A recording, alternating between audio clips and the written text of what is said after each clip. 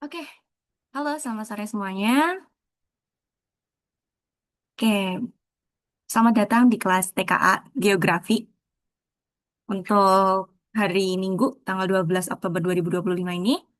Oke, hari ini kita akan bahas tentang beberapa kaitannya sama soal TKA yang udah teman-teman kerjain nih. Jadi kemarin kan kita udah ngerjain banyak soal tryout, ada nomor 1 sampai 50.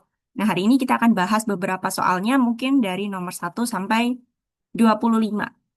Oke, sebelum ke sana kita harus tahu dulu di TKA Geografi SMA tahun ini ada beberapa materi yang penting ya, teman-teman. Jadi yang pertama kaitannya sama wilayah, yang kedua kaitannya sama proses-proses mempengaruhi lingkungan fisik dan sosial kayak dinamika litosfer, hidrosfer, dan sebagainya. Terus yang ketiga ada interaksi antar faktor gejala fisik alam dan manusia yang berdampak bagi kehidupan. Selanjutnya ada cara mitigasi dan adaptasi terhadap bencananya. Terus kemudian ada fenomena geografi dalam kehidupan sehari-hari dan manfaatnya itu apa. Oke, sebelum masuk ke sana, kita kenalan dulu. Perkenalkan, nama saya Alifa. Jadi teman-teman bisa panggil ke Alifa. Kalau ada pertanyaan atau apapun tentang geografi, silahkan drop question by chat room ya. Oke, langsung aja kita ke pembahasan soal nomor 1 sampai 25. Oke, wait. Oke, nomor 1 di sini kita akan ngobrol, kita akan membahas kaitannya dengan aspek fisik yang ada di dalam geografi. Sebelum sampai ke aspek fisik ini, teman-teman harus tahu dulu aspek fisik itu apa. Jadi aspek geografi itu adalah sudut pandang atau gagasan yang digunakan dalam mengkaji keilmuan geografi. Sudut pandang atau cara pengkajian geografi ini dibedakan jadi dua, teman-teman. Ada fisik dan juga ada yang sosial. Fisik itu gimana sih, Kak? Fisik itu kita ngobrolin tentang fenomena alam yang terjadi di muka bumi, baik di litosfernya, di atmosfernya, kaitannya sama hidrosfer, bencana-bencana alam, itu masuknya kaitannya fisik. Jadi fenomena alam, diingat-ingat. Terus kalau yang kedua ada fenomena sosial, itu dia kaitannya dengan aspek manusia dan interaksi manusianya itu seperti apa. Contohnya kita ngobrolin tentang ekonomi, kita ngobrol tentang sosialnya, kita ngobrol tentang budaya, politik, interaksi dengan lingkungannya. Oke, jadi kalau misalkan nih kita kembali ke soal nomor 1. Pernyataan berikut yang termasuk aspek fisik. Yang mana tuh? Ingat aspek fisik, dia itu kaitannya dengan alam. Berarti yang kaitannya dengan alam, teman-teman bisa pilih seisme. Seisme itu kaitannya sama gempa, kegempaan. Terus ada abrasi. Abrasi itu kaitannya sama pengikisan laut atau daerah pantai, pengikisan. Terus ada tsunami. Tsunami itu kaitannya sama gelombang, gelombang tinggi, salah satu bencana. Berarti jawabannya adalah nomor 5, nomor 3, dan nomor 1. Maka jawaban yang tepat adalah yang B. Oke, itu tentang nomor 1, aspek fisik. Ada yang mau ditanyain nggak?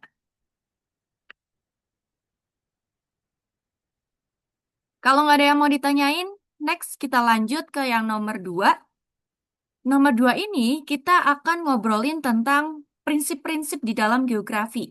Jadi, teman-teman harus tahu kalau di geografi itu ada yang namanya prinsip, ada yang namanya pendekatan, ada juga yang namanya konsep. Prinsip kita punya 4 prinsip dasar geografi. Untuk pendekatan sendiri kita punya 3 dasar pendekatan geografi, dan untuk konsep kita punya 10 konsep di dalam geografi. Oke, sebelum masuk ke sana kita harus tahu dulu prinsip geografi yang ada 4 tadi itu apa. Oke, prinsip geografi itu ada 4, distribusi, deskripsi, interrelasi, dan juga korologi.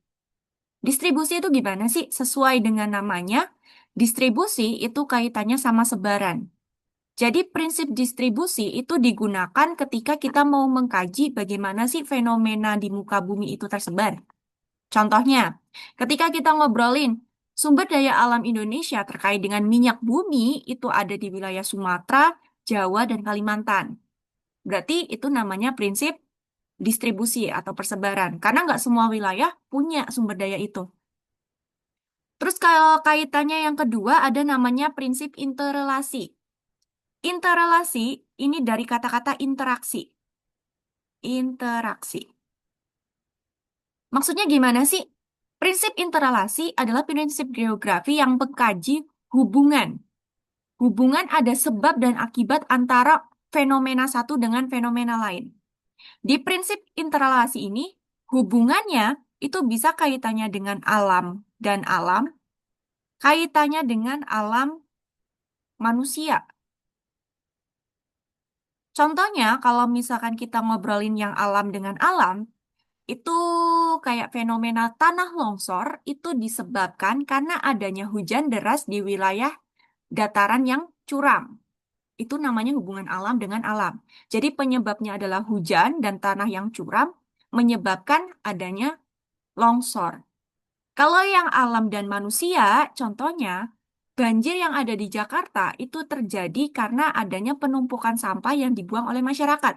Jadi di situ ada kaitannya dengan aktivitas manusianya. Itu namanya hubungan interrelasi alam dan manusia. Oke, prinsip selanjutnya itu ada namanya di prinsip deskripsi. Prinsip deskripsi itu gimana? Prinsip deskripsi sesuai dengan namanya, berarti kita melakukan kajian objek geografi berdasarkan kata-kata, berdasarkan tabel, berdasarkan data, ada diagram, ada peta, ada gambar. Jadi di situ hanya menjelaskan kondisi fenomenanya. Contohnya, wilayah Banjarnegara itu terletak di ketinggian sekian dengan jumlah penduduk misalkan 20.000 jiwa, di mana 20% penduduknya adalah petani. Itu contohnya. Jadi ada datanya. Terus kalau yang terakhir ada namanya prinsip korologi. Kalau prinsip korologi ini, dia kaitannya menggabungkan semua prinsip. Jadi dia lebih kompleks. Prinsip korologi biasanya kita gunakan untuk melakukan pengkajian fenomena kaitannya mitigasi bencana, kaitannya sama perpindahan atau migrasi, biasanya kita pakainya prinsip korologi. Gitu. Oke, berarti kalau yang tadi, sorry. Nomor dua, sebagian besar penduduk di daerah pegunungan, oke, di daerah pegunungan bermata pencaharian sebagai pekebun atau memiliki perkebunan. Prinsip geografi yang digunakan. Oke, di sini sebagai besar di daerah pegunungan, pegunungan dia itu umumnya punya jenis iklim sejuk. Di mana iklim sejuk ini nanti akan mempengaruhi jenis dari mata pencarian penduduknya. Di sini diketahui mata pencarian penduduknya adalah di sektor perkebunan. Berarti prinsip yang digunakan dalam kalimat ini masuknya prinsip interrelasi. Karena ada namanya sebab akibat. Seperti itu. Oke, next kita lanjut ke yang nomor selanjutnya. Nomor tiga, kalau tadi nomor dua kita udah ngobrol kaitannya sama prinsip.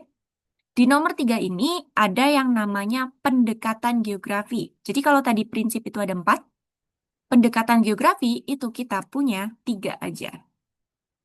Secara garis besar, nama prinsip dan nama pendekatan di dalam geografi itu mirip-mirip. Oke, pendekatan geografi itu apa aja? Ada spasial, ekologi, regional. Spasial itu nama lainnya adalah prinsip keruangan. Keruangan. Sedangkan kalau yang regional itu namanya prinsip kompleks wilayah.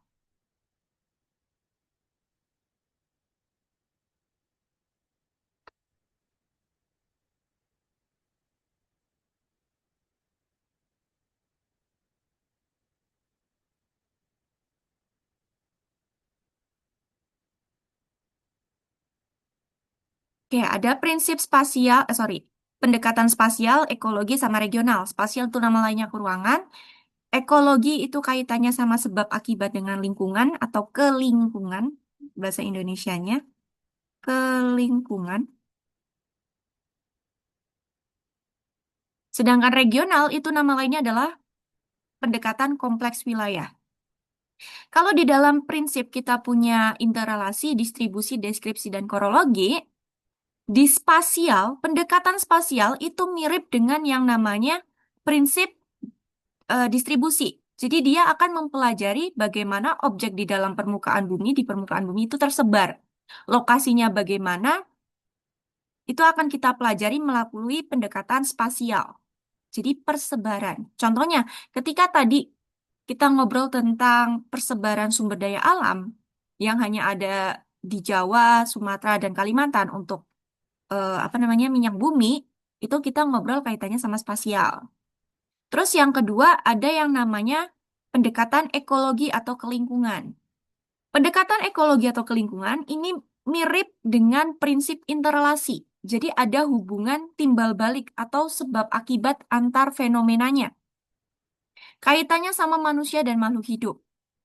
Terus kalau yang terakhir, kaitannya pendekatan regional itu sama dengan yang prinsip korologi.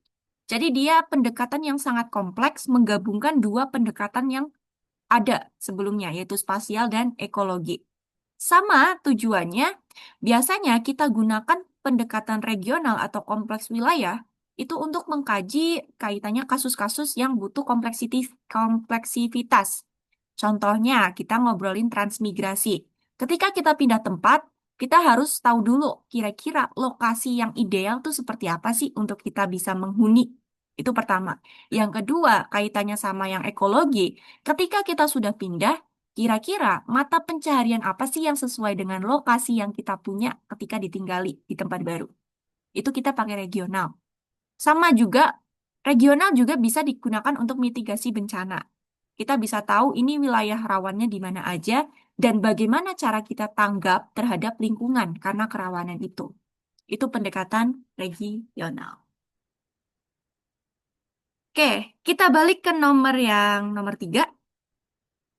Di nomor 3 ini ada bacaan kalau Sungai Musi merupakan salah satu tempat wisata di Kota Palembang, namun sayang kebersihan dan kelestariannya tidak dapat dijaga dengan baik. Penduduk Kota Palembang banyak yang membuang sampah di sungai. Oke, kita bisa kunci kata-kata pentingnya di sini. Kebersihan dan kelestariannya tidak dapat dijaga dengan baik. Kenapa? Ternyata masyarakatnya banyak yang membuang sampah di sungai. Berarti di sini ada hubungan sebab akibat. Kenapa dia jadi tidak bersih? Karena masyarakatnya membuang sampah di sungai. Maka pendekatan yang digunakan dalam konteks kalimat ini adalah pendekatan yang ekologi. Karena ada hubungan sebab akibatnya. Oke, itu untuk yang nomor 3. Oke, next nomor 4 kita ngobrol tentang konsep. Jadi tadi prinsip kita punya 4, pendekatan punya 3, konsep kita punya 10.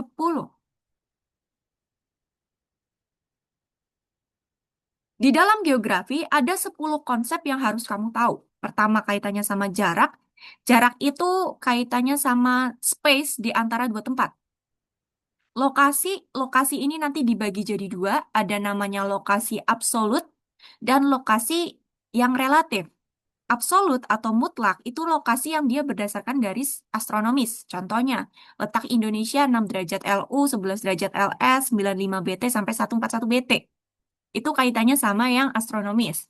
Sedangkan kalau yang relatif, namanya aja relatif, berarti dia bisa berubah. Dan dia sifatnya dinamis. Bisa berubah kapanpun, dalam waktu yang lebih cepat. Contohnya, kita ngobrolin tentang letak geografisnya Indonesia.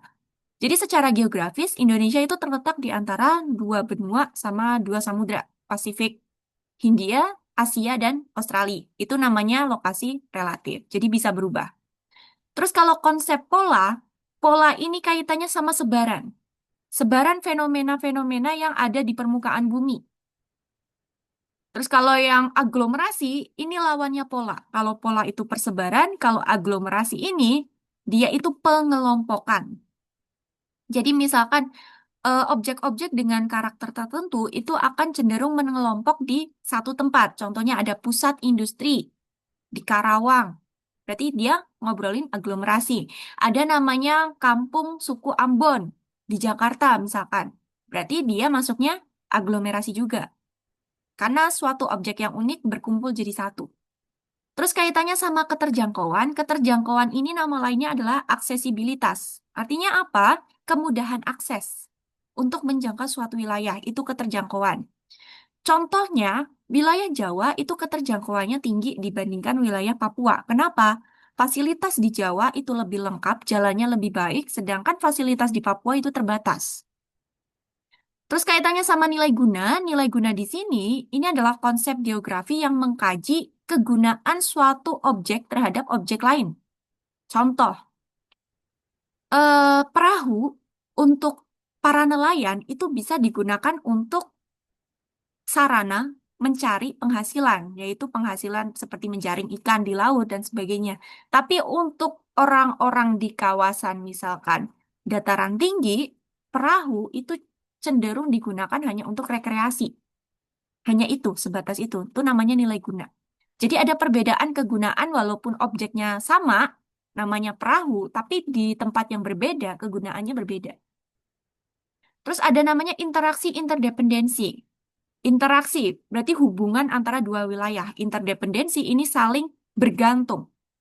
Biasanya interaksi interdependensi ini dikaitkan dengan yang namanya konsep diferensiasi area.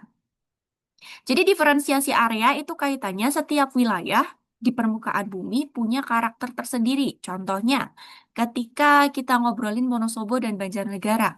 Wonosobo adalah dataran tinggi yang dia itu penghasilnya utamanya adalah sayur. Banjarnegara itu dataran rendah, penghasilan utamanya adalah sektor pertanian padi. Itu diferensiasi area. Tapi ketika di situ sudah mulai ada interaksi, orang Wonosobo dia menjual produknya ke Banjarnegara, sedangkan padi dijual ke Wonosobo, itu sudah masuk interaksi interdependensi. Terus selanjutnya ada yang namanya konsep morfologi. Morfo dari kata-kata form. Form itu dia kaitannya sama bentuk. Jadi konsep yang mengkaji bentuk-bentuk yang ada di dalam muka bumi. Contohnya, Wonosobo itu dataran tinggi terjal dengan ketinggian sekian-sekian-sekian. Berarti kita ngobrolin morfologi. Terus kalau yang keruangan itu lebih kompleks. Jadi ada hubungan sebab akibat yang lebih kompleks lagi. Gitu. Itu kaitannya sama konsep geografi. Oke, nomor 4. Kita lihat ada pernyataan perkampungan suku Baduy. Oke, suku Baduy di Provinsi Banten terletak di daerah pegunungan sehingga untuk mencapainya hanya dapat dengan berjalan kaki. Oke, di sini konteksnya ada suatu suku namanya suku Baduy Dalam di Provinsi Banten. Dia itu tinggalnya di daerah pegunungan dan ketika kita mau ke sana, kita hanya bisa melakukannya dengan jalan kaki. Berarti di sini konsep yang digunakan untuk mengkaji fenomena itu adalah konsep keterjangkauan. Jadi keywordnya hanya dapat dengan berjalan kaki. Bisa diakses kalau kita jalan kaki. Pakai mobil, motor, nggak bisa. Jawabannya yang A. Oke, next nomor 5. Oke, nomor 5 ini intermezzo, jadi kaitannya sama eh, tata surya dan galaksi. Nomor 5, ciri khas teori pasang surut dalam pembentukan tata surya adalah adanya apa? Oke, teman-teman, dalam pembentukan tata surya itu agak sedikit berbeda dengan pembentukan alam semesta jagat raya secara umum. Di dalam tata surya itu apa sih? Jadi suatu sistem di mana ada satu bintang besar yang kita sebut matahari dan ada planet-planet kecil yang mengorbit matahari itu atau berevolusi. Itu namanya tata surya. Ada 4 jenis teori yang kita gunakan dalam pembentukan tata surya. Yang paling terkenal ada namanya nebula, Immanuel Kant. Terus ada yang namanya planetesimal, ada pasang surut, ada bintang kembar. Teori nebula itu teori yang paling umum kita tahu, kita sering dengar. Jadi tata surya itu terbentuk awalnya dari gas yang berputar secara cepat yang namanya nebula. Terus akibat adanya gaya gravitasi, gas atau kabut ini nanti memadat. berputar semakin cepat, di mana padatan yang paling besar dia akan menjadi bintangnya, sedangkan padatan-padatan yang kecil-kecil itu akan menjadi planet. Dan karena adanya gaya gravitasi, maka planet-planet yang kecil-kecil itu akan tertarik dengan si bintang besar ini dan mengorbit. Itu namanya teori nebula. Terus yang kedua ada namanya teori planetesimal. Planetesimal ini dia ngobrolin kalau misalkan tata surya itu awalnya adalah suatu material padat di luar angkasa yang dia itu tidak terbentuk. Dia ada di sekitar matahari yang kemudian saling bertumbukan satu sama lain dan membentuk planet. Jadi namanya planetesimal dari materi-materi kecil sekitar matahari. Terus ada namanya teori pasang surut. Teori pasang surut ini sedikit mirip dengan yang planetesimal, cuma bedanya pasang surut ini dia penyebab kenapa ada material kecil-kecil itu adalah adanya bintang besar yang dia itu lewat di sekitar matahari dan kemudian menarik sebagian daerahnya matahari. Nah, bagian yang tertarik ini itu nanti dia akan mendingin lama-lama dan akibatnya akan membentuk suatu objek yang disebut sebagai planet. Jadi seperti lidah gitu. Terus yang terakhir ada namanya teori bintang kembar. Jadi teori ini berpendapat kalau di tata surya atau di luar angkasa itu sebenarnya bintang itu ada dua, di mana bintang satu dan bintang dua ini nanti akan saling bertabrakan karena orbitnya itu berdekatan. Kemudian bintang yang lebih lemah nanti akan hancur dan sisa-sisa bintang itu nanti akan berubah menjadi puing-puing. Puing yang besar itu akan menjadi planet-planet yang besar, sedangkan yang puing-puing kecil akan menjadi planet-planet kerdilnya. Sedangkan bintang yang masih utuh dengan gaya gravitasinya yang besar itu akan menarik puing-puing itu sehingga akan mengorbit si bintang besar ini. Itu namanya teori bintang kembar. Binary star. Oke, nomor 5. Ciri khas teori pasang surut dalam pembentukan tata surya. Oke, teori pasang surut berarti kaitannya sama adanya bintang yang melintas dengan gravitasi yang besar. Berarti jawabannya yang B. Gitu. Kalau yang A, ini Big Bang. Kalau yang proses pendinginan kabut ini nebula, tabrakan dua bintang besar ini binary star, gaya sentrifugal partikel jagat raya ini yang planetesimal. Oke, nomor 5 jawabannya yang B. Oke, nomor 6. Kita masuk ke litosfer, teman-teman.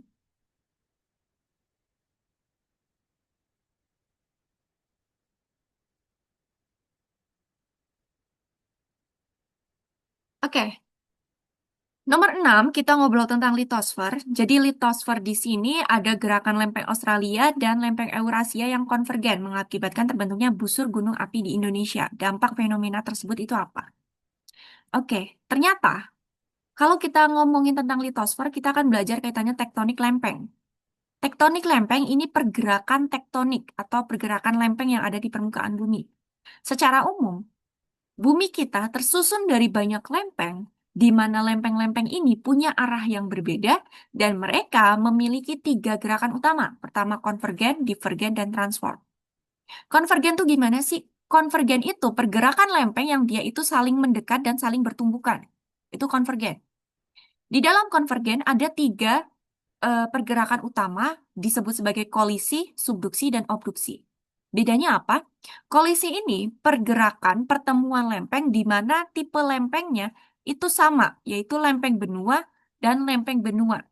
Ketika dua lempeng sifatnya sama, sama-sama ringan nih benua karena dia terdiri dari sial, mereka akan naik ke atas. Akan naik ke atas. Hal ini menyebabkan terjadinya gunung-gunung yang tingginya itu sangat tinggi. Contohnya ada di Himalaya, Mount Everest. Mount Everest itu dia hasil dari tumbukan lempeng Eurasia dengan lempeng India. Eurasia dia ke arah selatan, India dia ke arah utara, membentuk yang namanya Mount Everest atau gugusan pegunungan Himalaya. Terus yang kedua ada namanya zona subduksi. Nah, zona subduksi ini banyak sekali di Indonesia. Dia tercipta dari apa? Ketika dua lempeng beda sifatnya, yaitu lempeng samudra dan lempeng benua saling ketemu, lempeng samudra yang dia itu punya kandungan silikat magnesium akan menunjam di bawahnya lempeng benua yang dia itu lebih ringan karena terdiri dari sial. Jadi nanti posisinya lempeng samudranya akan berada di bawah lempeng si benuanya. Hasilnya apa? Hasilnya di sini akan timbul yang namanya gesekan. Gesekan ini akan memberikan panas dan melelehkan batuan di sekitarnya, menyebabkan munculnya magma naik ke permukaan bumi membentuk namanya volcanic arc, gugusan gunung api. Yang kedua, bisa muncul yang namanya trench karena bagian dari kerak samudra ini akan masuk ke bawahnya kerak benua. Jadi kayak terbawa. Makanya membentuk suatu celah sempit yang disebut sebagai trench atau palung. Itu untuk zona subduksi. Kalau obduksi ini beda lagi. Obduksi itu kebalikannya dari subduksi. Dia terbentuk ketika tadinya itu pergerakan divergen beralih fungsi menjadi pergerakan konvergen. Jadi nanti eh, samudra, lempeng samudra akan naik di atasnya lempeng benua. Zona obduksi biasanya ditandai dengan adanya bagian atau daerah yang mencirikan dasar samudra. Namanya oviolit, kalau tidak salah. Oke, nanti teman-teman bisa browsing tentang ini. Itu konvergen. Yang kedua adalah zona divergen. Divergensi lempeng itu adalah pergerakan lempeng yang dia itu saling menjauh. Hasil dari divergensi lempeng itu adalah mid-ocean ridge salah satunya. Jadi punggungan tengah samudra yang sangat panjang. Biasanya kalau yang divergensi lempeng, teman-teman bisa banyak temukan di wilayah Samudra Atlantik. Ini yang menyebabkan Atlantik itu bisa meluas.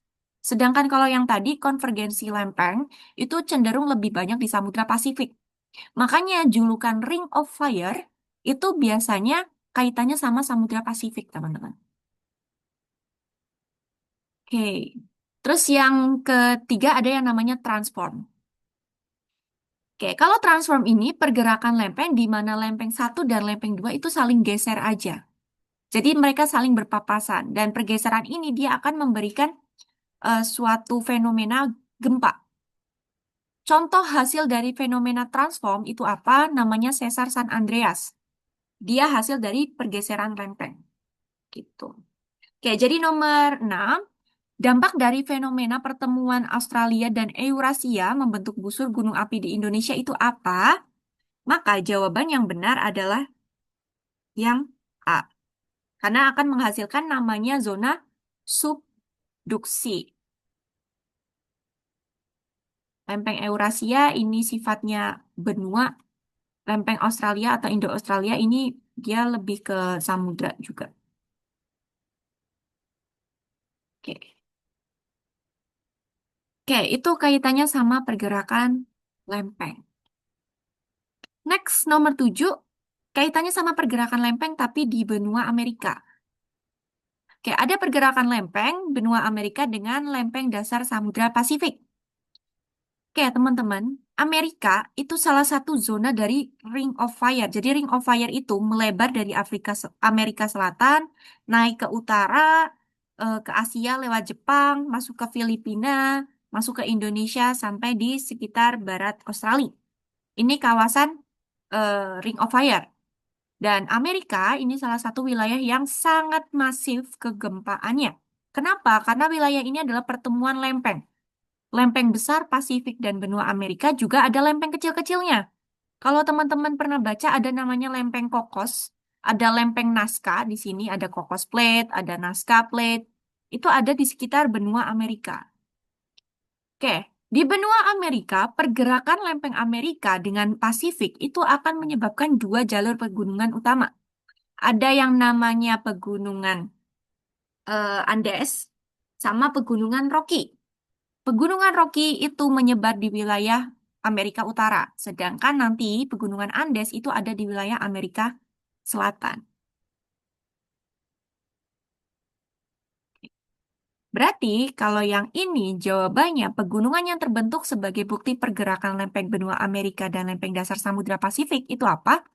Yang jelas Rocky dan Andes. Berarti jawabannya yang A. Kalau Ural ini ada di wilayah barat Asia, perbatasan dengan si Eropa. Kalau Himalaya ini di Nepal, wilayah Nepal. Ini bukan Pasifik, tapi dia lebih ke India dan Eurasia. Gunungan Alpen itu ada di wilayah lain, bukan di Amerika. Oke, next. Oke, nomor 8. Nomor 8 ini adalah salah satu soal terkait dengan ciri planet Venus. Oke, kalau misalkan kita flashback ke materi, tata surya kita itu totalnya punya 8 planet dan satu planet kerdil. Venus adalah salah satu planetnya, di mana Venus ini jadi urutan kedua dari matahari, jarak paling dekat dari matahari. Ada beberapa ciri Venus, teman-teman. Dia termasuk dalam planet dalam. Maksudnya apa? Dia ada di dalam sabuk asteroid.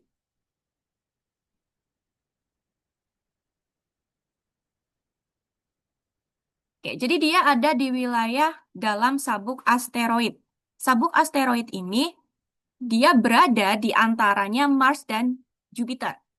Terus dia termasuk planet terestrial. Maksudnya terestrial di sini tuh apa? Terestrial dia termasuk dalam planet yang sifatnya padat. Kalau misalkan Jupiter, Saturnus, Uranus, Neptunus, dia masuknya adalah planet Jovian. Atau dia tergabung dari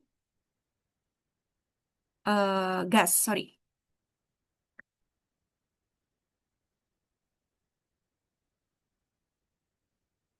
Terus Venus itu disebut sebagai planet terpanas. Iya, di tata surya, Venus itu termasuk dalam planet yang paling panas.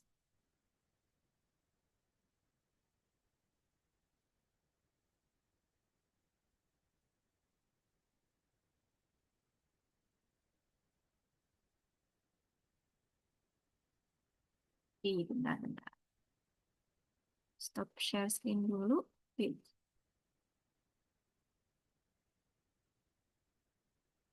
Oke. Oke, terus selanjutnya, kenapa dia bisa panas? Karena wilayah si Venus ini atmosfernya terkandung gas-gas CO2, terus H2SO4. Dan si Venus termasuk dalam planet yang dia memiliki rotasi yang lambat. Daripada bumi, dia rotasinya sangat lambat, 243 hari. Dan dia memiliki rotasi yang terbalik atau dia tidak searah dengan si jarum jamnya. Terus dia dijuluki sebagai bintang kejora. Dia biasanya terlihat dari bumi saat fajar. Jadi ketika matahari baru terbit tuh sama ketika senja. Matahari mau terbenam. Biasanya di sekitar matahari. Dan dia tidak punya satelit alaminya. Oke. Oke, berarti nomor 8 kaitannya sama ciri-ciri planet Venus kira-kira yang mana? Oke, dia tidak memiliki satelit, iya. Dijuluki bintang pagi dan sore, iya. Dan punya sudut elongasi terbesar 48 derajat. Oke, kalau cahaya kemerahan itu dia punyanya planet Mars. Kalau yang planet kerdil di sini dia lebih ke arah Pluto. Berarti jawabannya 3, 4, dan 5. Jawabannya yang E. Oke, next nomor 9. Kalau tadi kita ngobrolin tata surya dan planet, sekarang kita ngobrol tentang galaksi. Di galaksi itu apa sih? Galaksi itu adalah sistem raksasa yang terikat oleh gravitasi, dia punya bintang, dia punya gas, dia punya debu, dia punya materi-materi gelap lainnya. Biasanya ciri-ciri dari galaksi, dia punya sumber cahaya sendiri. Iya, sumber cahayanya dari bintangnya sendiri. Terus dia punya triliunan bintang, planet, dia tersusun oleh banyak gas. Dia punya lubang hitam yang masif.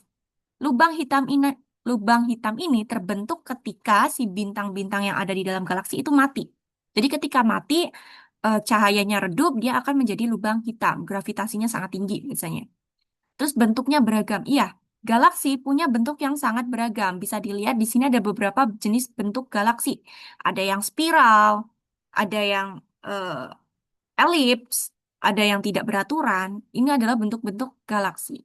Beberapa galaksi yang terkenal itu seperti punya kita namanya Bima Sakti, dia bentuknya spiral. Terus ada yang terdekat itu namanya Andromeda. Itu kaitannya sama galaksi. Oke, ciri dari galaksi nomor 9 ditunjukkan oleh nomor berapa aja? Oke, nomor 9, galaksi. Itu nomor 2, ini jelas cirinya dari galaksi. Dia punya cahaya sendiri, punya cincin. Enggak juga. Nomor 4, jelas dia punya bentuk tertentu. Ada inti cahaya yang lebih terang di pusatnya, iya. Ini biasanya bintang paling besarnya.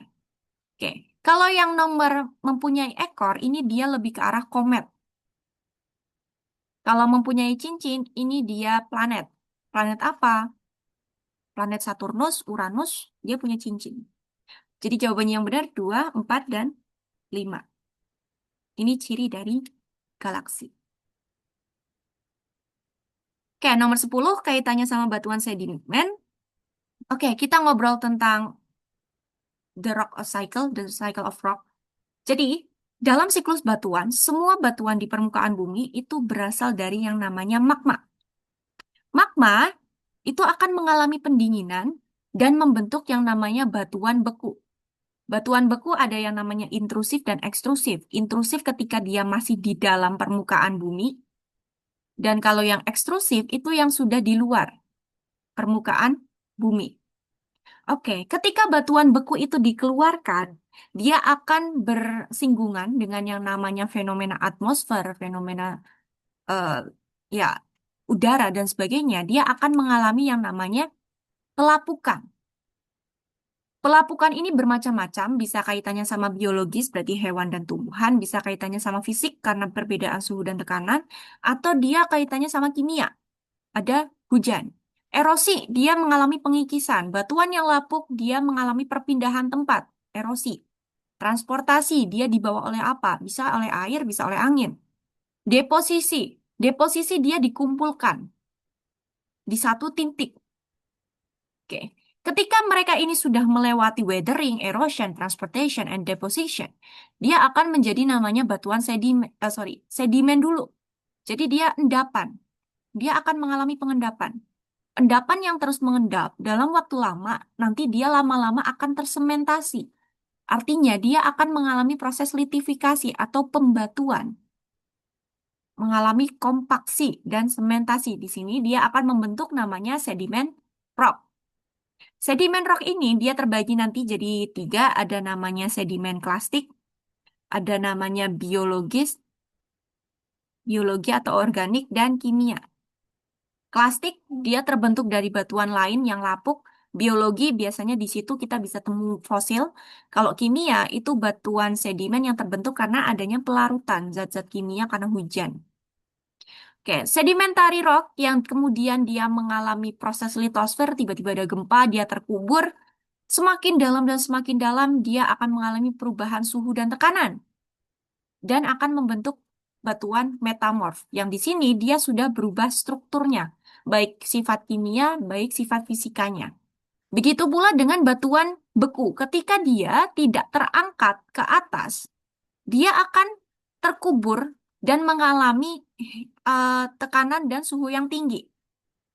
Dan akan berubah juga, akan menjadi metamorphic rock atau batuan metamorf. Oke, nomor 10. Yang ditanya adalah batuan dengan tanda X pada gambar disebabkan oleh faktor apa? X di sini dia adalah batuan metamorf. Ingat, batuan yang bisa berubah secara kimia dan fisika cuma satu, namanya batuan metamorf. Berarti, kita lihat, apakah di batuan metamorf mengalami proses pendinginan? Tidak, karena dia batuan beku kalau yang pendinginan. Tekanannya lemah? Enggak, justru tekanannya sangat tinggi. Perubahan warna?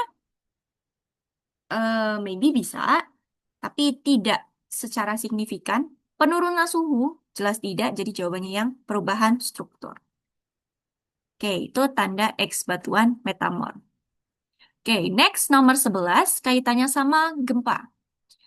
Oke, jadi dalam mitigasi bencana, salah satu topik dalam TKA ini kamu harus tahu namanya manajemen bencana. Dalam siklus manajemen bencana itu ada kejadian sebelum bencana, saat bencana, dan pasca bencana. Sebelum bencana itu ada yang namanya mitigasi dan preparedness atau kesiapan. Saat bencana ada yang namanya tanggap darurat. Setelah bencana ada yang namanya rehabilitasi dan rekonstruksi. Oke, untuk bencana gempa sendiri, ketika terjadinya gempa, ada beberapa hal yang harus teman-teman perhatikan. Ketika di dalam ruangan dan di luar ruangan, itu tindakannya berbeda. Di dalam ruangan, teman-teman harus bisa berlindung di bawah ambang pintu bagian dalam, itu satu. Berlindung di wilayah-wilayah yang cenderung aman, biasanya di sudut rumah, di sudut ruangan yang jauh dari kaca, atau kamu bersembunyi di bawah objek-objek yang dia itu kokoh, kayak meja, kayak kasur, dan sebagainya. Dan kamu menjauhi benda-benda yang punya sifat dia bisa jatuh. Contoh, lemari. Itu ketika kamu di dalam ruangan. Dan ketika misalkan ruangan kamu itu ada di lantai tinggi, kamu mau turun ke lapangan, kamu harus turunnya lewat tangga, nggak boleh lewat lift. Tapi ketika kamu berada di ruangan yang rendah, yang bisa langsung mengakses dunia luar, ketika terjadi gempa, kamu harus keluar. Secepat mungkin harus keluar. Oke, gimana kalau misalkan kamu sedang di luar? Ketika kamu di luar ruangan, sebisa mungkin kamu harus menghindari bangunan yang tinggi atau pohon-pohon yang tinggi. Jadi kamu harus berlari di mencari wilayah yang lapang. Terus yang kedua, ketika kamu sedang di dalam mobil dan terjadi gempa, kamu harus turun dan menjauhi pantai karena beresiko gempa itu bisa menyebabkan tsunami. Oke, berarti nomor 11 tindakan terbaik yang dilakukan saat berada di dalam ruangan atau bangunan saat terjadi gempa tuh yang mana? Menelepon pihak wajib untuk memberitahu telah terjadi gempa. Bisa, tapi ketika kita sedang dalam posisi apa namanya kritis atau ya butuh emergensi secepatnya, ini kurang relevan. Berteriak dengan kencang meminta tolong pada orang lain ini jelas tidak. Diam di tempat hingga gempa berakhir dan bersikap tenang, berlindung di bawah meja dan benda yang kokoh, secepatnya keluar gedung dan menggunakan lift. Liftnya ini yang salah. Berarti jawaban yang tepat adalah yang D. Oke, ini nomor 11. Oke, nomor 12 kita ngobrol tentang gejala vulkanisme. Gejala vulkanisme itu apa? Gejala yang kaitannya sama pergerakan magma. Pergerakan magma itu nanti dibagi jadi dua, ada intrusi dan ekstrusi. Kalau intrusi, dia ngobrolin magma yang bergerak di dalam permukaan bumi, jadi dia belum keluar. Kaitannya sama gambar-gambar yang seperti teman-teman lihat di bawah ini. Ada silakolit, batolit, dan sebagainya. Ini masuk intrusi magma. Sedangkan kalau ekstrusi, dia kaitannya sama keluarnya magma di permukaan bumi, atau bisa kita bilang sebagai erupsi. Itu namanya peristiwa ekstrusi.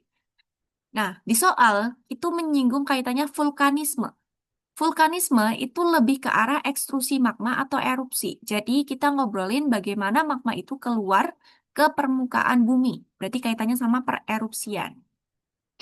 Oke, nomor 12. Kira-kira gejala vulkanisme tuh yang benar yang mana nih?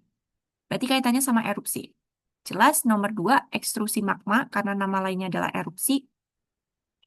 Ada erupsi eksplosif, iya, ini salah satu jenis erupsi juga, dan erupsi areal. Ini salah satu jenis erupsi berdasarkan tempatnya. Berarti jawabannya yang benar 2, 3, dan 5. Oke, ini kaitannya sama vulkanisme. Next, tentang gerakan tektonik menyebabkan arus konveksi. Oke. Oke, teman-teman, tadinya bumi itu menyatu jadi satu yang kita sebut sebagai daratan Pangaea. Daratan Pangaea kemudian seiring dengan waktu perkembangan zaman dari namanya Triasik, Permian, dan sebagainya, dia itu akan terpecah menjadi benua-benua yang seperti sekarang ini. Perpecahan tersebut dikontrol sama namanya gaya konveksi. Kita udah belajar fisika kaitannya sama konveksi. Konveksi itu apa sih sebenarnya? Dia adalah pergerakan lambat material yang disebabkan oleh inti bumi. Jadi, pergerakan si konveksi ini dia akan naik turun. Pergerakan naik turun ini yang dia akan mengkontrol si benua-benua atau lempeng-lempeng ini untuk terus bergerak sampai saat ini. Jadi pergerakannya seperti ini. Di bawahnya kerak bumi ada namanya lapisan mantel. Mantel itu dia cenderung lebih cair. Sifatnya itu lebih fluid atau liquid. Ketika benda cair mengalami pemanasan di dasar, dia akan semakin ringan. Karena dia ringan, nanti dia akan naik ke atas. Naik ke atas, ternyata di atas di permukaan ada yang namanya kerak bumi atau lempeng. Lempeng ini dia membatasi pergerakan si fluida yang ringan ini sehingga nanti dia terbentur, dan turun lagi ke bawah lalu mendingin. Proses ini akan berulang secara terus-menerus, yang menyebabkan lempeng itu bisa bergerak. Itu namanya gaya konveksi. Jadi nomor 13, gerakan tektonik menyebabkan terjadinya arus konveksi mantel bumi yang apa? Yang mendukung pergerakan lempeng. Iya, konveksi adalah penyebab dari pergerakan lempeng di bumi. Gitu. Oke, next nomor 14 kaitannya sama pembentukan tanah. Oke, teman-teman tahu kalau misalkan tanah itu adalah campuran dari bahan mineral organik yang ada di lapisan kerak bumi. Kita memperoleh mineral organik itu dari mana sih? Dari yang namanya batuan.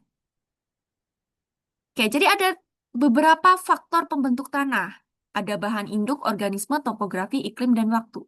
Bahan induk kaitannya dengan jenis batuan yang lapuk, yang mengalami pelapukan. Jenis batuan ini nanti dia akan mempengaruhi mineral apa sih yang terbawa di dalam tanahnya. Apakah dia termasuk mineral subur atau yang enggak? Yang kedua, kaitannya sama organisme. Organisme di sini dia akan mempercepat yang namanya pelapukan. Pelapukan apa? Pelapukan biologis atau organis, dan dia akan memperkaya kualitas dari tanah melalui unsur haranya. Terus ada namanya topografi. Topografi di sini kaitannya sama ketinggian, kemiringan, dan sebagainya akan mempengaruhi ketebalan solum tanahnya. Ketika tanah itu terbentuk di wilayah yang miring, biasanya dia tingkat erosinya semakin tinggi, unsur haranya jadi semakin rendah. Maka dari itu nanti tanahnya juga lebih tipis biasanya, tingkat tebalnya dibandingkan wilayah topografi yang datar-datar aja. Terus selanjutnya ada iklim. Iklim nanti berpengaruhnya ke apa? Dia mempengaruhi laju pelapukan. Bisa pelapukan kimianya dari curah hujan, bisa kaitannya pelapukan fisik dari perubahan suhu dan tekanannya. Terus iklim juga akan mempengaruhi laju erosinya yang berpengaruh pada tingkat unsur hara yang terdapat di dalam tanahnya. Terus yang selanjutnya namanya waktu. Ya, pembentukan tanah itu tidak bisa langsung 1 hari selesai. Enggak, dia butuh waktu yang cukup lama.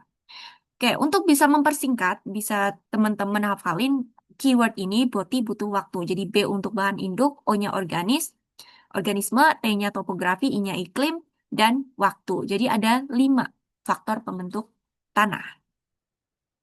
Oke, kita balik ke nomor 14, faktor yang mempengaruhi pembentukan tanah. Yang mana nih?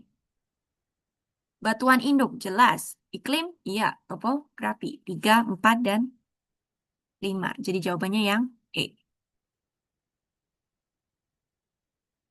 Begitu. Oke, nomor 15 kita ngobrol tentang ciri iklim di wilayah Indonesia. Oke, teman-teman tahu kalau misalkan letak Indonesia itu terbagi jadi letak astronomis, dibagi jadi letak geografis, dan juga terbagi menjadi letak yang namanya letak geologis. Tapi kalau kita ngobrol tentang iklim, Indonesia itu berdasarkan astronomis sama geografis. Letak astronomis Indonesia 6 derajat LU, 11 derajat LS, 95 derajat BT sampai 141 derajat BT itu, dia akan mempengaruhi jenis tipe iklimnya Indonesia yang masuk ke dalam tipe tropis. Sedangkan letak geografis Indonesia yang dia itu berada di antara Samudra Hindia dan Pasifik, terus ada Asia dan Australia, dia akan mempengaruhi Indonesia yang dia itu terkontrol sama yang namanya angin muson. Dan terkontrol sama yang namanya karakteristik maritim atau karakter laut. Ini menyebabkan Indonesia punya 2 jenis musim utama, musim hujan dan musim kemarau, serta Indonesia itu lembab sepanjang tahun karena dia dekat dengan maritim. Itu tentang iklim Indonesia. Oke, iklim tropis dia umumnya punya ciri-ciri rata-rata tahunan, suhunya 20-30 derajat Celcius. Terus untuk amplitudonya, karena dia itu berada di wilayah ekuator atau lintang rendah, di mana lintang rendah itu mengalami pemanasan sepanjang tahun, selisih suhu siang dan malam itu dia tidak terlalu besar. Curah hujannya jelas tinggi, karena di situ adalah zona konvergensi massa udara. Terus yang keempat, kelembabannya tinggi, iya, karena curah hujannya sangat tinggi dan tekanan udaranya rendah. Untuk iklim muson maritim, Indonesia, dia menyebabkan dua musim, hujan dan kemarau, suhunya tidak terlalu ekstrim, jadi mirip-mirip dengan iklim tropis. Curah hujannya juga tinggi, dan kelembapannya tinggi. Kelembapan tinggi ini lebih ke arah karena dia berada di wilayah dua samudra. Oke, berarti kalau kita balik nih, ciri-ciri iklim Indonesia yang tepat, kira-kira yang mana nih? Oke, kita lihat nomor satu, temperatur rata-rata bulan terpanas. Oke, apakah terpanasnya Indonesia cuma 20 derajat Celcius? Enggak ya. Jadi ini salah. Indonesia bisa sampai 35, 34 bisa. Nomor dua, suhu rata-rata tahunan tinggi karena berada di khatulistiwa. Ya, kita mengalami sinar matahari sepanjang tahun. Bebas dari angin taifun karena terletak di lintang rendah. Ya, taifun itu nama lain dari siklon. Kalau teman-teman pernah lihat ada pusaran di air samudra besar, itu namanya taifun atau siklon atau hurricane. Terus, yang empat, pada bulan kering jumlah hujan kurang dari 30 meter. Enggak. Nomor lima, kelembaban udara tinggi karena berbentuk kepulauan. Ya, dia terkait sama iklim maritim. Oke, berarti jawabannya 2, 3, dan 5. Ini ciri iklim dari Indonesia. Nomor 16, kita masuk ke pola aliran. Jadi teman-teman, kita udah belajar di kelas 10 kalau nggak salah. Oke, di kelas 10 kita udah belajar kaitannya sama pola aliran sungai. Pola aliran sungai itu bisa mendefinisikan perbedaan dari topografi suatu wilayah. Beberapa pola aliran sungai yang sering kita temui itu ada dendritik, ada annular, trellis, rectangular, radial. Radial ini dibagi dua, jadi sentrifugal dan sentripetal. Pola dendritik ini biasanya mencirikan wilayah batuan yang sifatnya itu homogen. Wilayah homogen tuh wilayah yang gimana sih, Kak? Yang batuannya itu mencirikan wilayah dataran rendah. Jadi pola dendritik ini bisa kita temukan di wilayah dataran rendah, terutama wilayah-wilayah yang dia itu dekat dengan pantai. Cirinya, bentuknya, dia itu seperti cabang pohon. Jadi ada cabang utamanya di sini, sungai utamanya, sungai induk, terus kemudian dia bercabang. Ini namanya pola dendritik. Jadi dia mirip dengan cabang pohon. Terus yang kedua ada namanya pola anular. Pola anular ini adalah pola melingkar. Biasanya pola jenis ini kamu bisa temukan di wilayah dom. Dom itu adalah kubah, kubah yang tererosi, kubah erosi. Jadi tadinya itu dia apa ya kayak kerucut gitu karena dia tererosi, dia membentuk cekungan. Nah, cekungan itu memberikan efek airnya, pola sungainya itu nanti jadi melingkar.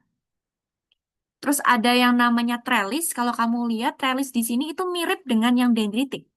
Cuma bedanya kalau dendritik itu dia satu sungai terus dia seperti cabang pohon. Kalau trellis ini dia lebih ke arah tulang daun. Jadi bentuknya adalah seperti tulang daun. Biasanya pola trellis ini kamu bisa temukan di mana? Di wilayah yang lipatan.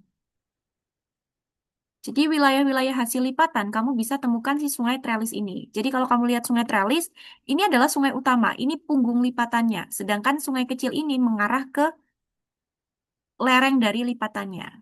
Kayak gitu. Ini namanya sungai Trellis. Terus kalau rektangular, itu adalah sungai yang dia itu bisa membentuk sudut 90 derajat. Biasanya, sungai-sungai tipe rektangular ini dia mencirikan kalau wilayah itu wilayah patahan. Gitu. Kalau yang radial, radial itu terbagi jadi dua. Radial tuh artinya menyebar. Ada sentripetal dan sentrifugal. Kalau sentripetal itu dia akan bermuara di satu titik di tengah-tengah. Berarti wilayah yang dia itu cekung. Radial sentripetal bisa kita temukan di wilayah depresi atau cekungan. Depresi atau cekungan.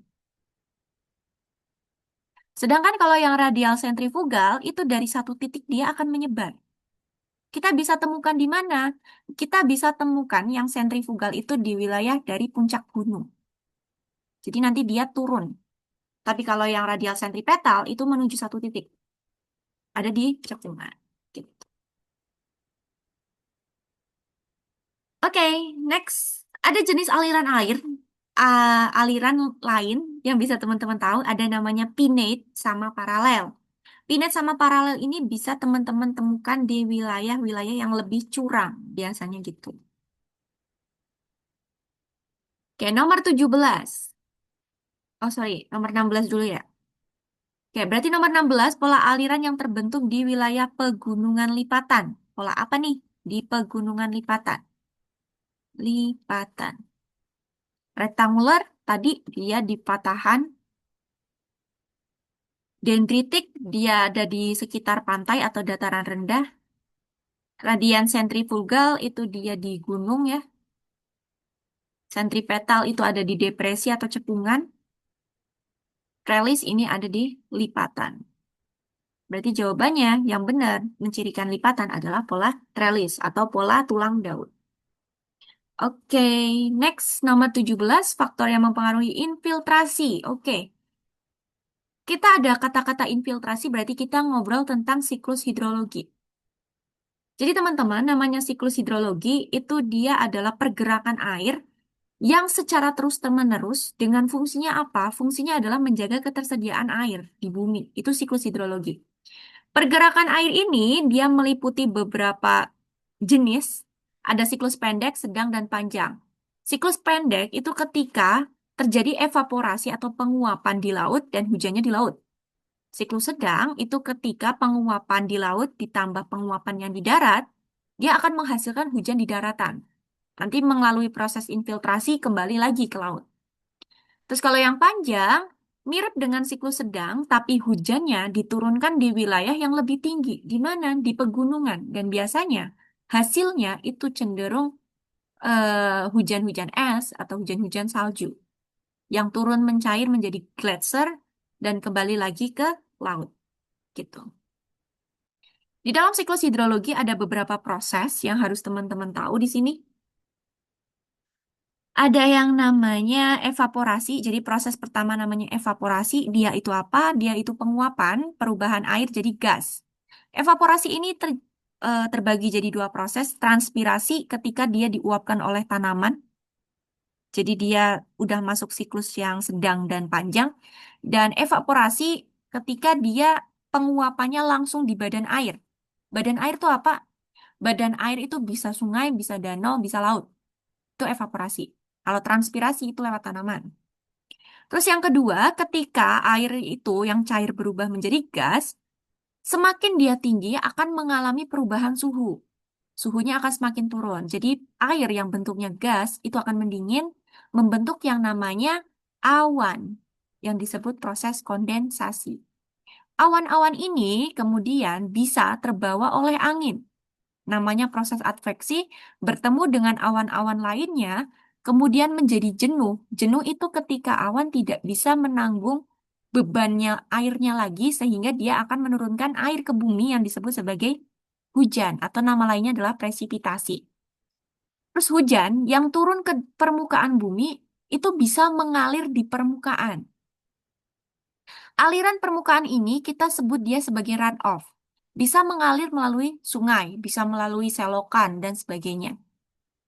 Bagian dari hujan yang dia itu tidak mengalir, itu bisa langsung menyerap ke dalam tanah.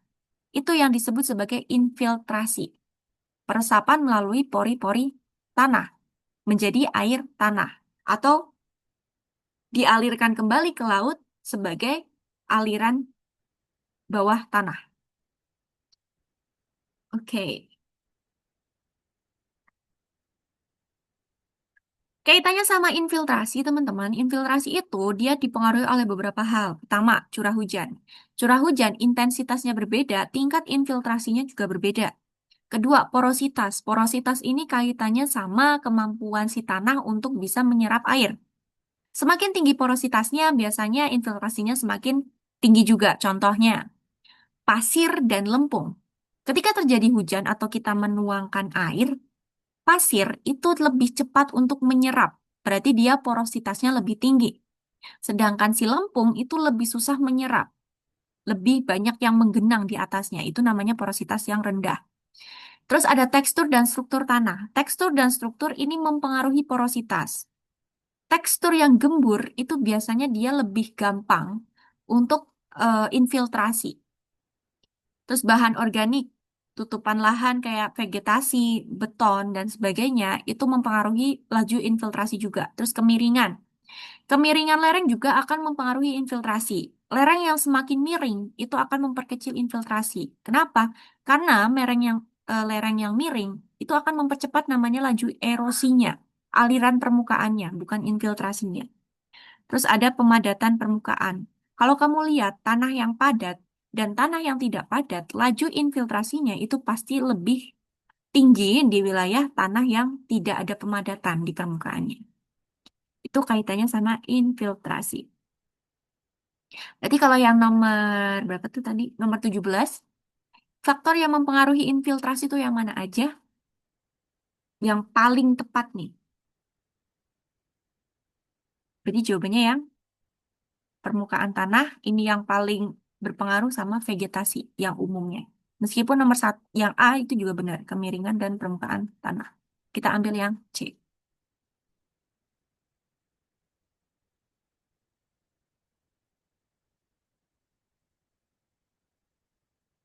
Oke, nomor selanjutnya, nomor 18. Bentar, wait, wait, wait. Oke, nomor 18, kaitannya sama proses infiltrasi dalam siklus hidrologi dari gambar di bawah ini. Kira-kira jawabannya yang mana nih? Nomor satu, nomor satu, ini nomor satu, nomor dua, nomor tiga, nomor empatnya di sini, nomor limanya di sini. Oke, yang masuk infiltrasi. Infiltrasi itu tadi dia kaitannya pergerakan air ke tanah secara vertikal. Berarti jawabannya yang nomor 4. Kalau kita lihat nomor satu di sini itu bukan infiltrasi, tapi dia ke arah kondensasi atau dia perawanan. Kalau yang nomor 2 itu justru evaporasi ya, karena penguapan. Nomor 3 itu transpirasi, jadi penguapan juga tapi dilakukan oleh si tumbuhan. Kenapa bisa tahu itu penguapan? Dia ada tanda panah nih ke atas. Terus kalau yang nomor 5 itu namanya presipitasi atau hujan. Begitu. Next, nomor 19, kaitannya sama muson. Oke, sekilas tentang muson. Muson itu apa sih? Muson itu adalah angin musiman yang dia itu bergerak secara periodik, biasanya periodenya itu setiap 6 bulan sekali. Dari mana? Dari benua Asia dan benua Australia. Angin muson nanti dibagi jadi dua, ada muson barat dan muson timur. Ingat, angin itu dinamai berdasarkan arah datangnya. Berarti kalau angin muson barat, dia datangnya dari arah barat. Baratnya Indonesia tuh benua apa sih? Benua Asia. Jadi pergerakannya dari Asia ke Australia. Itu kalau muson barat. Contohnya ada di sini. Ini muson barat. Muson barat. Sedangkan kalau yang sebaliknya, itu namanya muson timur. Muson timur. Jadi pergerakannya dari benua Australia dulu ke benua si Asia. Kedua pergerakan angin ini menghasilkan dampak yang berbeda, terutama untuk wilayah Indonesia yang dilewati. Muson barat terjadi dari benua Asia. Asia itu terkenal sebagai benua yang basah. Banyak sungainya, dia diapit oleh samudra-samudra besar. Dia menyebabkan uap air yang dibawa oleh angin itu banyak. Sehingga di Indonesia akan mengalami musim hujan. Kalau di muson timur, wilayah Australia itu cenderung lebih banyak gurunnya. Wilayah-wilayah kering. Jadi uap air yang dibawa oleh angin itu sedikit ketika berjalan ke Asia. Makanya Indonesia nanti musimnya kemarau. Biasanya kalau angin muson ini dia mempengaruhi lebih banyaknya adalah wilayah-wilayah di selatan ekuator. Kayak contohnya selatan Jawa, terus Nusa Tenggara, Bali, terus wilayah-wilayah timur itu lebih condong dipengaruhi oleh angin muson. Oke, nomor 19, wilayah yang mengalami musim kemarau sesuai arah angin muson pada gambar di bawah. Oke, kalau kamu lihat di sini, pergerakan anginnya itu dari benua Australia. Benua Australia mengarah ke benua Asia. Jadi, wilayah yang mengalami musim kemarau yang paling signifikan karena pengaruh angin ini adalah mana? Wilayah yang dekat dengan Australia. Berarti kaitannya sama Nusa Tenggara dan Maluku. Gitu. Itu kaitannya dengan pergerakan angin muson. Terus nomor 20 kita ngobrolin tentang arus. Oke, arus itu apa sih sebenarnya? Arus itu adalah pergerakan massa air yang bisa dilakukan secara vertikal atau dia bisa dilakukan secara horizontal. Nah, arus yang ada di dunia ini dia dibagi jadi dua jenis berdasarkan sifatnya. Ada arus panas sama arus dingin. Arus panas itu arus yang dia itu berasal dari wilayah ekuator biasanya. Berasal dari wilayah lintang rendah menuju ke wilayah lintang tinggi atau wilayah kutub. Itu arus panas. Sedangkan kalau yang arus dingin itu kebalikannya. Biasanya dari wilayah lintang tinggi ke wilayah yang lintangnya lebih rendah, kayak ekuator. Itu arus dingin.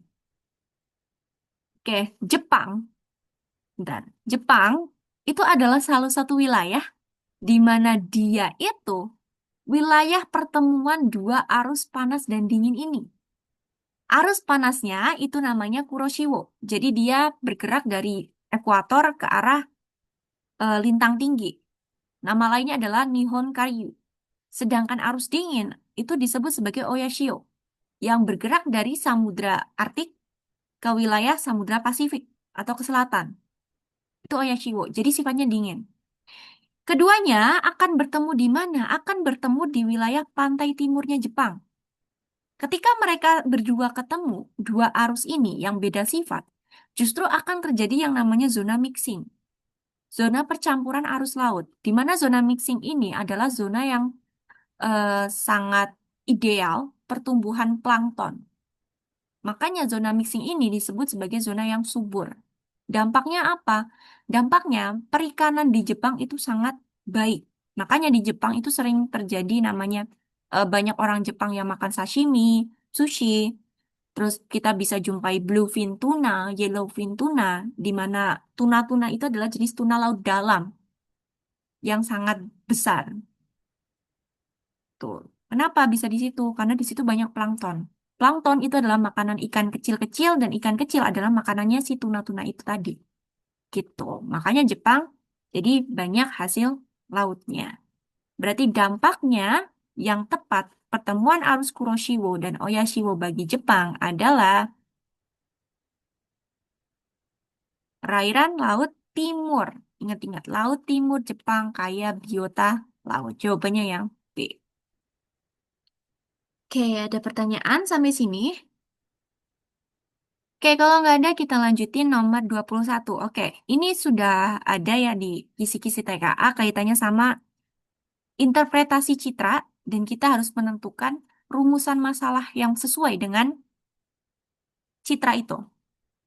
Oke, berdasarkan tangkapan citra tersebut, seorang kepala daerah mengidentifikasi terdapatnya indikasi banjir pada wilayah yang berbatasan dengan pantai. Oke, di sini kita udah tahu keywordnya banjir yang kaitannya sama pantai. Oke, berdasarkan informasi tersebut, seorang peneliti akan menindaklanjuti permasalahan tersebut. Rumusan masalah mana yang tepat? Oke, berarti kalau kita ngobrolin banjir di pantai, kita akan menemukan namanya banjir rob. Banjir rob itu apa sih? Banjir yang dia itu dipengaruhi oleh kombinasi faktor alam dan aktivitas manusia yang menyebabkan permukaan laut itu nanti meningkat dan meluap ke daratan. Faktor alamnya yang berpengaruh di sini adalah gravitasi bulan dan matahari. Itu menyebabkan air laut itu naik.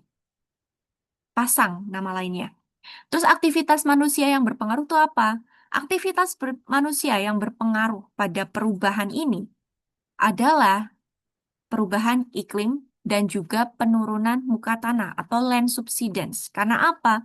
Karena masyarakat itu lebih banyak menggunakan BBM, di mana BBM itu hasil pembakarannya adalah gas rumah kaca, dia mempengaruhi perubahan iklim, dan yang kedua land subsidence ini dikontrol karena penggunaan air berlebih oleh masyarakat. Jadi air tanahnya itu semakin menipis, tanahnya nanti turun. Itu lebih mudah menyebabkan namanya banjir rob. Oke, kita lihat rumusan masalahnya. Bagaimana pengaruh bencana terhadap perekonomian penduduk? Oke, apakah ini bisa dijadikan rumusan masalah, permasalahan dari citra ini? Bisa ya, karena dia ngomongin pengaruh bencana terhadap perekonomian. Apakah rob berpengaruh? Iya. Biasanya wilayah sekitar pantai ketika dia terjadi rob itu akan tenggelam. Garis pantainya mundur otomatis, ekonomi masyarakat yang dia ada di pinggir pantai kayak tambak dan sebagainya itu akan terpengaruh. Yang kedua, apa saja jenis bencana alam yang berdampak luas terhadap masyarakat? Oke, nomor dua, ini kurang tepat ya. Karena apa saja jenis bencana alam? Padahal di sini udah ada keywordnya, banjir pada wilayah berbatasan dengan pantai. Berarti kita fokusnya adalah banjirnya, banjirobnya. Nomor tiga, bagaimana hubungan antara pasang air laut dengan topografi wilayah? Iya, ini ada kaitannya. Karena rob kita mengkaji pasang surut dan kita mengkaji bagaimana bentuk dari wilayah itu, terutama kaitannya sama land subsidence. Nomor empat, mengapa siswa perlu mengetahui pentingnya menjaga lingkungan secara berkelanjutan? Ini bisa terjadi, tapi kurang relevan kalau kita ngobrolin rob, karena ini skalanya udah bukan siswa lagi ya, jadi lebih ke general. Dan sama halnya dengan yang nomor 5, bagaimana bentuk mitigasi bencananya konkret di sekolah. Rob itu tidak hanya fokus di sekolah, tapi juga masyarakat secara umum. Jadi jawabannya rumusan masalah yang bisa dipakai adalah nomor 1 dan 3.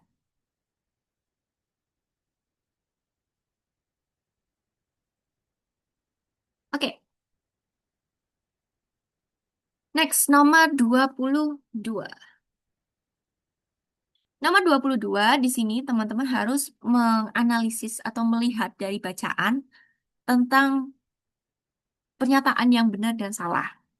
Tentukan apakah pernyataan tentang fenomena Bandung Purba terkait aktivitas manusia berikut benar atau salah. Nomor yang pertama, data menunjukkan bahwa Bandung pernah berada di bawah permukaan air laut. Apakah iya? Iya, jawabannya benar. Ini benar. Kenapa? Kalau kita lihat nih, kedalamannya itu bisa sampai 30 ke atas nih. Sedangkan yang Bandung sekarang itu tadinya mendiami wilayah ini. Berarti tadinya dia wilayah yang tergenang air. Oke, nomor 2, manusia mulai menempati kawasan Bandung Purba setelah mengering. Apakah iya? Iya, benar. Jadi Bandung Purba yang tadinya dia itu berbentuk danau, dia tiba-tiba mengering, terus tiba-tiba kita bisa menghuni di wilayah Bandung itu. Terus yang ketiga, manusia mulai mengembangkan pertanian di utara danau. Apakah iya di utara danau?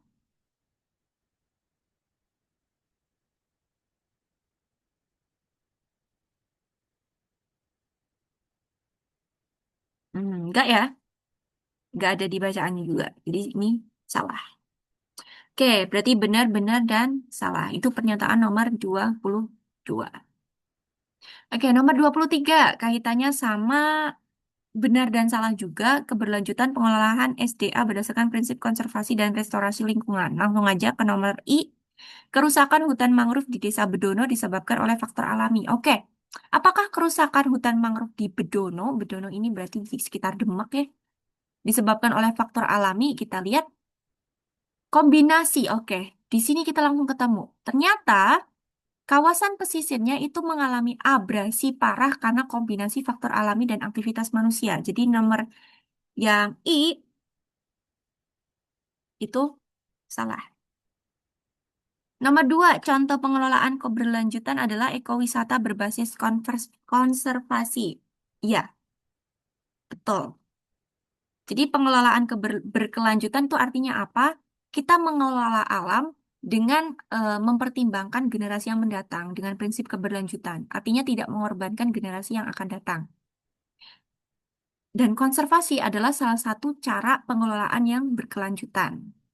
Nomor 3, penanaman mangrove terbukti dapat mengurangi abrasi pantai. Apakah iya mangrove bisa mengurangi abrasi pantai? Oke, teman-teman bisa lihat dari kalimat ini. Hasil awal monitoring 2023, 65% bibit mangrove ditanam, mengurangi kecepatan abrasi 10%. Oke, berarti dia bisa ya mengurangi abrasi pantai. Jadi jawabannya adalah salah, benar, dan benar. Nomor 24. Oke, kita ngobrolin benar dan salah lagi dari gambar. Gambar tersebut menunjukkan tanaman sayuran, kopi, wortel, dan sebagainya.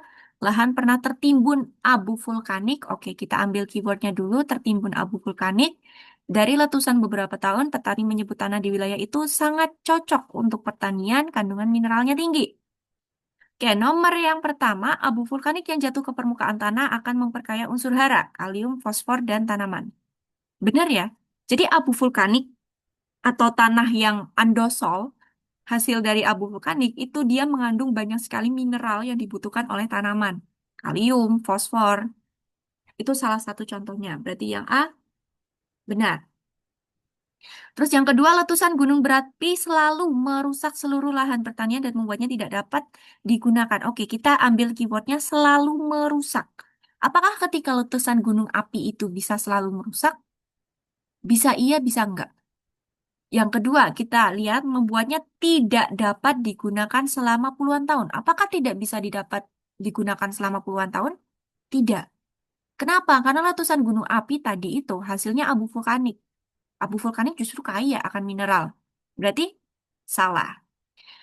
Nomor yang kedua, lahan bekas aliran lava tidak pernah bisa dimanfaatkan kembali untuk pertanian. Iya, kalau yang lava itu dia tidak bisa untuk pertanian lagi. Kenapa? Lava itu sifatnya panas. Panas, dia akan merusak eh, kawasan itu, tanah-tanah itu. Makanya kalau kamu lihat wilayah gunung api yang dia itu jalur lava, itu biasanya udah tidak bisa dimanfaatkan. Karena dia unsur haranya udah rusak di dalamnya. Nomor 25, kita masuk ke interpretasi citra. Oke, interpretasi citra itu ada 8 unsur pokoknya. Teman-teman harus hafal ini. Ada namanya rona, warna, ukuran, tekstur, bentuk, pola, bayangan, situs, dan asosiasi. Rona itu apa? Rona itu tingkat kecerahan. Bayangan itu kaitannya sama tinggi objek, jadi nanti semakin tinggi objeknya, bayangannya biasanya semakin panjang. Terus tingkat kekasaran objek itu namanya tekstur, pola itu kaitannya sama kondisi tertata atau tidaknya objek. Bentuk kaitannya sama representasi bendanya. Ukuran jelas, besar kecilnya benda atau objeknya itu biasanya fungsinya beda. Keterkaitan objek dengan lingkungannya itu namanya situs. Asosiasi keterkaitan objek dengan objek sekitarnya. Oke, contohnya di sini untuk bentuk dan ukuran. Kalau teman-teman bisa lihat di sini ada wilayah objek yang dia itu bentuknya elips. Sedangkan di sini ada yang bentuknya persegi panjang, ada bentuknya persegi. Ini memiliki fungsi yang berbeda. Kemungkinan besar yang bentuknya elips atau lingkaran-lingkaran ini dia adalah stadion. Itu dari bentuknya. Sedangkan kalau yang di sini persegi panjang mungkin ini adalah sekolah bisa. Atau yang di sini yang besar ini dia bisa gedung tinggi. Sedangkan yang kecil-kecil di sini kecil-kecil ada kecil-kecil mungkin di sini adalah rumah. Jadi dari bentuk kita bisa tahu representasi objeknya itu beda. Dari ukuran, wilayah objek yang dia itu ukurannya besar sama objek yang kecil biasanya fungsinya beda. Lebih tempat-tempat penting biasanya dia punya ukuran yang lebih besar-besar. Kayak contohnya sekolah, gedung perkantoran. Sedangkan yang kecil-kecil itu biasanya representasi dari rumah-rumah penduduk gitu. Terus kalau misalkan teman-teman lihat di sini ada situs dan ya situs dulu deh. Situs itu kaitannya sama objek dengan sorry, yang asosiasi. Jadi kaitannya sama objek dengan objek. Kalau teman-teman lihat di sini, ternyata di sini kayak ada gawang atau dia itu ada tempat larinya. Oke, jalur larinya. Berarti kemungkinan namanya jalur lari itu pasti berasosiasi dengan yang namanya stadion. Itu contohnya asosiasi. Oke, next. Kalau yang bentuk ini, kita ngobrolin Rona. Teman-teman bisa lihat namanya huruf satu di sini sama yang nomor dua. Nomor satu, kalau kamu lihat di sini, dia punya warna yang lebih cerah, lebih terang, ronanya itu lebih cerah. Sedangkan nomor dua di sini, aliran dua yang ini, dia ronanya lebih gelap, dan dia warnanya juga lebih biru. Oke, rona yang cerah ini mengindikasikan kalau misalkan wilayah itu bisa memantulkan cahaya dengan lebih baik. Biasanya, kalau yang bisa memantulkan cahaya dengan yang baik itu karena ada di dalamnya zat pengotornya, bisa sedimen atau sebagainya. Kalau yang warnanya itu gelap-gelap, itu biasanya dia absorban atau dia penyerap cahaya. Contohnya warna jalan yang hitam itu dia biasanya kalau kita lihat warnanya gelap, ronanya gelap. Tuh. Terus air laut. Air laut yang di sekitar pantai sama air laut di kedalaman itu juga beda. Kenapa? Karena penetrasi cahayanya juga beda. Itu kaitannya sama rona dan warna. Terus bayangan. Berarti gedung-gedung yang tinggi itu biasanya kamu bisa lihat ada bayangannya. Terus ada pola. Pola ini kaitannya sama susunan. Kalau kamu lihat di sini ada susunan-susunan rumah masyarakat. Kok dia tertatanya rapi ya? Berarti kemungkinan dia ada di wilayah perkotaan. Meskipun dia ada di pinggir pantai. Atau misalkan polanya, kok dia polanya memanjang ya di sekitar pantai di sini misalkan. Oh, berarti dia rumah penduduknya ada di wilayah dataran rendah. Gitu. Terus kalau yang situs, situs itu kaitannya keterkaitan objek dengan lingkungannya. Kayak contohnya ini, rumah penduduk tadi polanya adalah memanjang di sekitar sungai, sekitar pantai. Berarti yang namanya perumahan ini bersitus dengan jalan, bersitus dengan aliran sungai dan sebagainya. Gitu. Terus kalau yang untuk tekstur, kalau kamu bisa lihat di sini ada wilayah yang teksturnya ini kok rasanya halus, tapi kok di sini kayak wilayahnya nggak halus ya, itu namanya tekstur. Wilayah yang dia halus itu biasanya lapangan, sawah, dan sebagainya. Jadi kalau kita lihat dari atas teksturnya halus, kalau yang tekstur kasar ini biasanya kaitannya sama pohon-pohon yang besar. Biasanya gitu. Oke, berarti yang nomor 25. Berdasarkan gambar tersebut, produk analisis yang didasarkan pada olahan citra tersebut itu apa? Kalau kita lihat di sini, ini ada pusatnya. Pusat ini bentuknya adalah seperti ada cekungannya, tapi sekitarnya itu lebih tinggi. Berarti kemungkinan di wilayah ini adalah pusat gunung apinya. Oke, selain itu, kalau kamu lihat di sini ada aliran-aliran sungai. Aliran yang berkelok-kelok ini adalah aliran sungai. Berarti kemungkinan ketika nanti gunung apinya itu erupsi, hasil erupsinya itu akan mengarah ke aliran-aliran ini. Berarti kita ngobrolin tentang peta rawan bencana. Begitu. Oke, jadi mungkin itu aja teman-teman buat eh, pembahasan TKA hari ini. Semoga paham ya